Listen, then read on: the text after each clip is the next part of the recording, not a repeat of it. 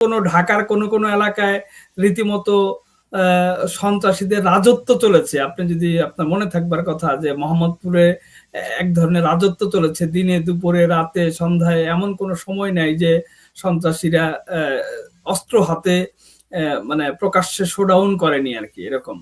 তো এখন আসলে হুট করে আপনি যেটা বললেন যে হুট করে যে জঙ্গি সন্ত্রাসী এরা একেবারে হাওয়ায় মিলিয়ে গিয়েছে, এরা আর প্রকাশ্যে আসবে না, আসলে সেরকমটি ভাববার কোনো অবকাশ নেই। কারণ এই নির্বাচনটা হওয়ার পরে সাধারণত কি ধরনের প্রশাসন চলবে কিভাবে, মানে আগের মতোই সেই ঢিলে ঢালা বা থেকেও না থাকার মতো সেরকমই থাকবে, না আইন শৃঙ্খলা বাহিনী একটু কড়া অবস্থান নেবে বা আদৌ নিতে পারবে কিনা, সেটাও আসলে সন্ত্রাসীরাও সেটা অবজার্ভ করে আর কি। সমস্ত দুষ্কৃতিকারীরাও সেটা দেখে, পরিস্থিতি দেখে, অপরচুনিটিস দেখে আর কি। মানে ক্রাইমে সবসময় বলাই হয় যে ক্রাইম আসলে একটা অপরচুনিটির অন্যতম একটা পার্ট আর কি, যে যখন অপরচুনিটি পায় তখনই ক্রাইম ঘটে বেশি আর কি। সেইটা তারা আসলে এখন বর্তমানে একটা অপরচুনিটির অপেক্ষায় আছে। সেই অপরচুনিটি কি রকমের অপরচুনিটি হতে পারে? না না, এইটা হলো অপরচুনিটি। আমি বলতেছি যে ক্রাইমের ক্রিমিনোলজির ভাষায় যে আপনি আইন শৃঙ্খলা বাহিনী কি ধরনের তৎপরতা চালাবে আর কি। মানে আগে যে মব, মানে মবের মতো করেও কিন্তু ছিনতাই রাহাজানি হয়েছে আর কি, মবের কথা বলে আর কি। তো সেইটার সে আগে তো কখনো আইন শৃঙ্খলা বাহিনী এগুলা নিয়ে কখনো প্রতিরোধ গড়ে তোলেনি বা প্রতিকার নেয়নি, প্রতিকারের কোনো উদ্যোগও আমরা দেখিনি সেই অর্থে আর কি। যার যখন, এবং আপনি ওই একজনের একটা ভিডিও দেখেছেন কিনা, ওই যে সার্জিস আলম একটা আক্ষেপ করে বলছিল যে আগে আমাদের ছেলেপেলেরা যা ইচ্ছা তাই করতে পারতো, সেটা করতে পারতো না। ঠিক ওইটা আমি তাকে বলছি না যে সে একজন মানে একেবারে চিহ্নিত সন্ত্রাসী, সেটা আমি বলছি না। কিন্তু আমি উদাহরণটা এই জন্য টানলাম যে তার মতো করেই এই সন্ত্রাসী দুষ্কৃতিকারীরাও ভাবছে যে আগে তো আমরা একেবারে ওপেন, আমাদের বলার কেউ ছিল না আর কি। এখন যে একটা পলিটিক্যাল গভর্নমেন্ট আসছে, সেটা যেভাবেই হোক, যেই মাধ্যমেই হোক, যেই প্ল্যানেই হোক আসছে, তাদের তো একটা লোকালি একটা তাদের সংগঠনের নেতাকর্মীরা আছে, তাদের সাথে কিভাবে মিট করে বা তাদের লোকজনই এটার সাথে কে কোথায় কিভাবে করবে, এইটা আসলে একেবারেই মানে 10-12 দিনের মতো তো গেল আর কি, মানে 12-13 দিন নতুন সরকারের আর কি। সেইটা দেখবার বিষয়। আজকেই আইজিপি, নতুন একজন আইজিপি নিয়োগ দিয়েছে, আগের আইজিপি কে চেঞ্জ করে হয়তো ডিএমপির কমিশনার চেঞ্জ হবে, আরো আইন শৃঙ্খলা বাহিনীর বিভিন্ন জায়গায় রদবদল হবে, এবং তারা কি ধরনের ইনিশিয়েটিভ, তাদের সেই প্রিভিয়াস এক্সপিরিয়েন্স আছে কিনা নেওয়ার মতো, সেই যোগ্যতা আছে কিনা, সেটাও তো আসলে দেখতে হবে। আপনার 2-4 দিন না গেলে বোঝা যাবে না আর কি। তা তো বটেই, তা তো বটেই। কিন্তু ধরেন আমরা যে এখন দেখছি যে বিভিন্ন রকম মাদকের অভিযান চলছে, আপনি সরোয়ার্দী উদ্যানেও ঘটনা জানেন, এগুলো কিসের আলামত? এইটা আসলে এইটা আমি মনে করি একেবারেই লোক দেখানো একটা, মানে বাইট নেওয়ার মতো একটা বিষয় আর কি। সোহরাওয়ার্দী উদ্যানে বাংলাদেশের আর কোথাও মাদক নেই, সোহরাওয়ার্দী উদ্যানে সকল মাদক এসে ভরে গেছে। এটা একেবারে বাখওয়াস, এটা লোক দেখানো প্রবণতা। কারণ আপনি নিজেও সাংবাদিক, দীর্ঘদিন ধরে সাংবাদিকতা করেন, আপনি জানেন যে বাংলাদেশের মাদকের অন্যতম উৎস হলো আসার, বাইরের থেকে আসার উৎস হলো কক্সবাজার, যেটা এখনকার বর্তমান স্বরাষ্ট্রমন্ত্রীর নিজের এরিয়া আর কি, তার নির্বাচনী এলাকা এবং তার নিজের এলাকা। তো সেইটা যদি সে বন্ধই করতে চায়, মানে আমি এই সোহরাওয়ার্দী উদ্যানের অভিযানের মূল যদি আমি ধরি আর কি, অভিযান তো রমনার ডিভিশন করেছে বা শাহবাগ থানা করেছে, কিন্তু এই সকলের হেড তো আসলে স্বরাষ্ট্রমন্ত্রী আর কি। তিনি যদি চান যে মাদক বন্ধ করতে হবে, তাহলে আসলে শুরুটা কক্সবাজার থেকে করতে হবে আর কি। কারণ টেকনাফ দিয়েই এই যে বাংলাদেশে যে সয়লাভ হয়ে গিয়েছি আবার, সেইটা আসে টেকনাফ দিয়ে। আর এখানে এই সোহরাওয়ার্দী উদ্যানের এইটা একেবারেই মানে অন্যতম প্রধান স্পটও না। ঢাকায় যদি আপনি মাদকের স্পট চিহ্নিত করেন আর কি, বলেন যে 10টা মাদকের স্পট যদি আপনি বলেন, সেইটাতেও সোহরাওয়ার্দী উদ্যান পড়বে না। এর চেয়ে বড় বড় স্পট গুলো অন্যান্য জায়গায় আছে। এটা আসলে এক ধরনের আমার কাছে মনে হয়েছে লোক দেখানো বা তো লোক ওই দেখানো যদি হয়, দেখুন এই যে একজন এখানে প্রশ্ন করেছেন যে ঢাকা বিশ্ববিদ্যালয়ে তথাকথিত ছাত্ররা যে আজকে পুলিশের থানা ঘেরাও করলো, পুলিশের শাস্তি দাবি করলো এবং পুলিশ তেমন কোনো ব্যবস্থাই নিল না, বরং 4 জন পুলিশকে ক্লোজ করা হলো। তাতে কি মেসেজটি গেল, কি বার্তা গেল? এইখানে আমি আসলে দুই ধরনের দুইটা ইম্প্যাক্ট দেখি আর কি। এই ঘটনাটা আসলে এই যে শাহবাগ থানা ঘেরাওয়ের যে ঘটনা শিক্ষার্থীদের, সেইটার নেগেটিভ এবং পজিটিভ দুটোই রয়েছে আর কি। আবার অভিযান যে করবে সুরাজউদ্দিন বলে যে অভিযান করতে পারবে না, সেটারও নেগেটিভ পজিটিভ আছে। এখন আপনি অভিযানটা করতে গিয়ে আইনের ব্যত্যয় ঘটাবেন কিনা সেইটা একটা মূল বিষয় আর কি। আপনি যদি সে কোনো মাদক সেবীও হয় বা মাদক ব্যবসায়ী হয়, অপরাধী হয়, খুনিও হয়, তবুও কিন্তু আপনি নিজে তাৎক্ষণিক বিচার করতে পারবেন না, আইন নিজের হাতে তুলে নিতে পারবেন না। আপনি আইনের রক্ষক, আপনার কিন্তু আইন মেনটেন, আপনি কি করবেন না করবেন সমস্ত কিছু কিন্তু আপনার আইনে বলা আছে আর কি।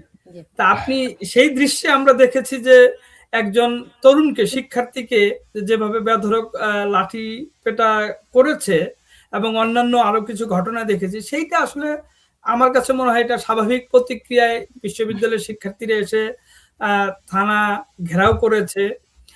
থানা ঘেরাও করা যাবে না সেটাও আমি বলবো না, কিন্তু আবার থানায় ঘেরাও করতে এসে যদি সেটা থানা আগের মতো থানায় ভাঙচুর, লুটপাট, আগুনের মতো কোনো ঘটনা ঘটে, সেটা অবশ্যই প্রতিরোধ করতে হবে। আমি বলছি যে আইনটা যথাযথভাবে মেনে চলতে হবে সকলের জন্য, সেটা আইন শৃঙ্খলা বাহিনী বলেন আর সাধারণ নাগরিক বলেন আর কি, সকলকে আইনের শাসন প্রতিষ্ঠা করতে হবে। এটা তো জ্ঞানের কথা, এটা তো কেতাবি কথা। আইন না, যদি এর বাইরে তো আমরা বলতে পারি না, চলতো। এর বাইরে তো আমরা কোনোভাবে বলতে পারি না যে আপনি আইন নিজের হাতে তুলে নেন। আমি তা তো তো কোনোভাবে অবশ্যই। সেইটা আইন হচ্ছে নিজের না হাতে দেখেই তো আমরা প্রয়োগ আলোচনা করতে পারি করছি। না। তা নাহলে স্যার আলোচনাটি করতে হতো না। আমাদের সঙ্গে আজকে যুক্ত হয়েছেন আমিনুল হক পলাশ। পলাশ, আপনাকেও স্বাগত জানাচ্ছি। যে আমি শুরু করেছিলাম যে আ যেই যেই জঙ্গিরা বাংলাদেশে আ অবস্থান গ্রহণ করেছিল, যারা থানাগুলো থেকে মানে জেলখানাগুলো থেকে যারা বেরিয়ে গেল বা বের করা হলো, পরে আমি শুনেছি যে একটা মিলিশিয়া বাহিনীও বাংলাদেশের বিভিন্ন জায়গায় রয়েছে। এরা এখন কোথায় গেল? এই অস্ত্রগুলোই বা কি হলো? এই ব্যাপারে একটা ধারণা আমাদেরকে দিতে পারেন কিনা? আপনি যেহেতু গোয়েন্দা কর্মকর্তা, ফলে আপনার কাছে কি রিপোর্ট আছে একটু জানতে চাই। ধন্যবাদ আপু আমাকে আজকের এই প্রোগ্রামে আমন্ত্রণ জানানোর জন্য। আপনি যেমনটা বললেন যে মিলিশিয়া বা জঙ্গিরা আসলে কোথায় আছে, তারা কিন্তু আমাদের এই দেশের ভিতরেই আছে এবং তারা প্রিপেয়ার্ড হচ্ছে। এখন যদি বলেন যে আমি কিভাবে এটা বলতে পারলাম যে তারা প্রিপেয়ার্ড হচ্ছে পরবর্তী কাজের জন্য, দেখেন সাম্প্রতিক সময়ে কিন্তু দুইটা ঘটনা ঘটেছে। একটা ঘটনাটা খুব বেশি দিন হয় নাই, এখনো 2 সপ্তাহ হয় নাই, চাঁপাইনবাবগঞ্জে বোমা বিস্ফোরণে হচ্ছে 2 জন মারা গিয়েছে। এর আগে হচ্ছে ডিসেম্বরের আপনার 26 তারিখে খুব সম্ভবত কেরানীগঞ্জে মাদ্রাসায় বোমা বিস্ফোরণে যে ছাদ উড়ে গিয়েছিল। খুবই সম্প্রতি যশোর থেকে আপনার 10টা গ্রেনেড বিদেশি অস্ত্র উদ্ধার করা হয়েছে। এগুলা কিন্তু ইন্ডিকেশন দেয়। এক তো 2024-এর 5ই আগস্ট পরবর্তী সময়ে যেভাবে বাংলাদেশের থানাগুলাকে আক্রান্ত করে সেখানকার অস্ত্রগুলো হচ্ছে লুটপাট করা হয়েছে, সেটার এক্সাক্ট তথ্য কিন্তু এখনো স্বরাষ্ট্র মন্ত্রণালয় থেকে সেভাবে দেওয়া হয় নাই। এক একবার এক এক ধরনের তথ্য দিয়েছে। একাধিকবার এটাকে নিয়ে সাবেক স্বরাষ্ট্র উপদেষ্টাকে যখন জিজ্ঞেস করা হয়েছে, তো উনি কিন্তু কোনো ধরনের সদুত্তর দেন নাই, বরঞ্চ বলেছে না এগুলা ব্যবহার করা হবে না, এগুলা নদীতে ফেলে দিয়েছে, পানিতে ফেলে দিয়েছে, এই ধরনের বক্তব্য দিয়েছে, যেগুলো আসলে ওনার মতো জায়গা থেকে দায় এড়ানোর মতোই বক্তব্য ছিল। এক। আর 2 নাম্বার হচ্ছে সবচেয়ে ভয়াবহ যে বিষয়টা, যে যারা বাংলাদেশে প্রমাণিত জঙ্গি, দণ্ডপ্রাপ্ত জঙ্গি, জসিমউদ্দিন রহমানি থেকে শুরু করে বেশ কিছু যারা ছিল, তারা কিন্তু মুক্তি পেয়েছে। এবং মুক্তি পাওয়াটা একটা ব্যাপার, বাট তাদেরকে যেভাবে ন্যাচারালাইজ করা হয়েছে, তারা প্রকাশ্যে বক্তব্য বিবৃতি দিচ্ছে। তো দেখেন, আমরা বিভিন্ন দেশে যখন এই সন্ত্রাসবাদের উত্থান দেখি, জঙ্গিবাদের উত্থান দেখি, এটার পূর্ণাঙ্গ আপনার রূপটা দেখার আগে সমাজে একটা লম্বা সময় ধরে এটার হচ্ছে একটা ন্যাচারালাইজেশন প্রক্রিয়া চলে বিভিন্ন নামে, কখনো ধর্মের নামে, কখনো আপনার হচ্ছে শরিয়ার নামে, কখনো হচ্ছে আইন শৃঙ্খলা পরিস্থিতির নামে। আপনাদের একটু মনে করাই দিই, 2001 সালে যখন বিএনপি জামাত জোট সরকার ছিল, তখন কিন্তু শুরু থেকেই এই জঙ্গিবাদের উত্থানটা দেখা যায় নাই। আপনার 2004 সাল থেকে এটা মানে আপনার প্রকট আকার ধারণ করে, কিন্তু তার আগেই এই যে বাংলা ভাই, সে কিন্তু এই রাজশাহী এলাকায় তার আপনার টিম গঠন করে সে জঙ্গি বাহিনী গঠন করে সে চরমপন্থীদের আপনার হচ্ছে উচ্ছেদ করবে, চরমপন্থীদের হত্যা করবে, মেরে হচ্ছে গাছে ঝুলে দেওয়া, এই ধরনের কাজ কিন্তু তারা শুরু করে। তো আমার কাছে যে জিনিসটা মনে হয় যে সেই প্রক্রিয়াটা এখন চলমান আছে, অর্থাৎ এই প্রক্রিয়াটাকে হচ্ছে আপনার জঙ্গিবাদের উত্থানের যে প্রাইমারি যে প্রক্রিয়াটা আছে সেই প্রক্রিয়াটা এখন চলমান আছে। এবং আশঙ্কার জায়গাটা হচ্ছে যে তাদের কাছে প্রচুর অস্ত্র আছে, তাদের কাছে অ্যামিউনিশন আছে, এবং তার ইম্প্যাক্ট বা প্রমাণ তো হচ্ছে সাম্প্রতিক যে 2-3টা ঘটনার কথা উল্লেখ করলাম সেই জায়গা থেকে।